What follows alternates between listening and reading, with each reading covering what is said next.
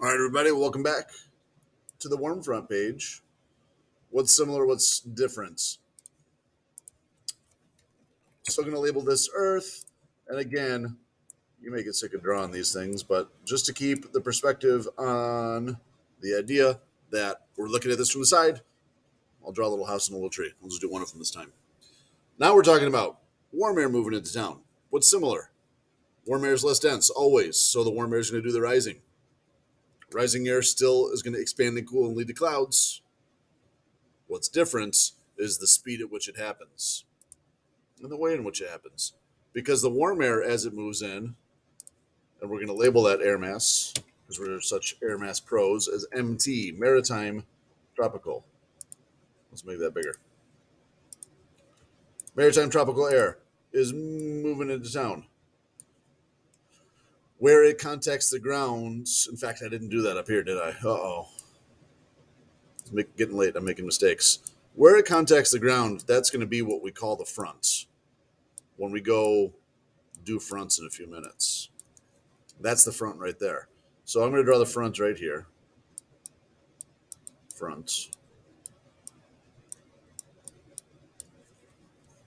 This empty air. Now, warm air being less dense, it has to rise.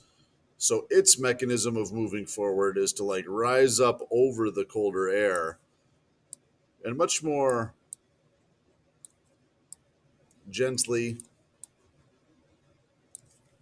eases the cold air on out of the way. Cold fronts are violent. Boom, I'm coming through. Warm fronts are more like, okay, move along, move along, move along. We got warm air coming in here.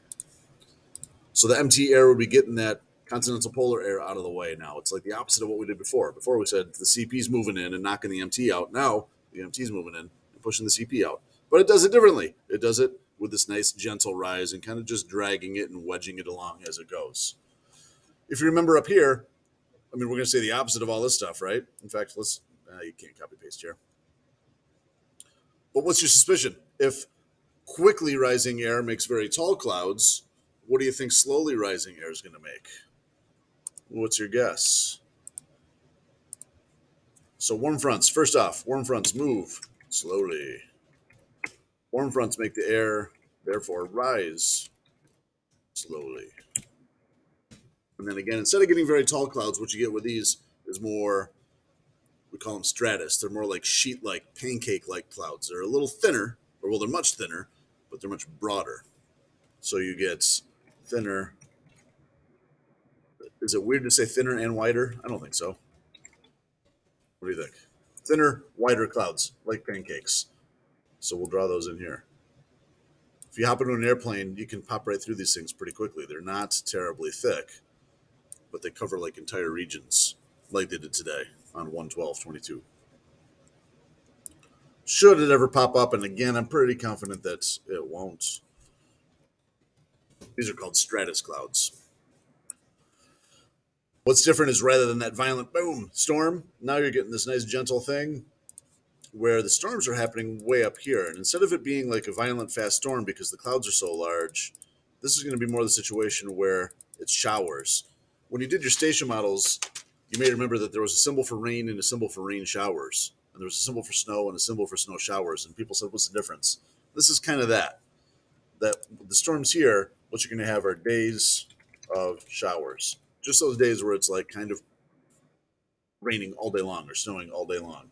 Lake effect can be different than this. This isn't necessarily lake effect, but with frontal systems, days and days and days on the scale of days of showers, the long soaking rains rather than the brief, quick, fast storm. Okay. Really, that should probably do it. But let's note that kind of subtle difference again. Here, the air rises and boom, dumps it right back on the fronts. Here, the air rises here. The rain doesn't happen until way the heck up here. So when warm air is on its way from the south, maybe when this boundary is down, like still in Pennsylvania, you would mark the map as having a front way down there in the south. But the air itself comes up. I'm pointing south in my room. If the boundary is way down there in Pennsylvania, the air goes up above our heads and is here, but way up there. It's not here on the ground yet. You're not breathing it in and out yet. but it's aloft. It's there. That warm air is carried up above, and that's why it dumps its rain out ahead of us. And then eventually the warm air gets to you. So here, your days of showers tend to be out ahead of the fronts. All right, that should do it for warm fronts. That will pop up on that lab. Hopefully, go smoothly. Hang in there, folks. You're doing great.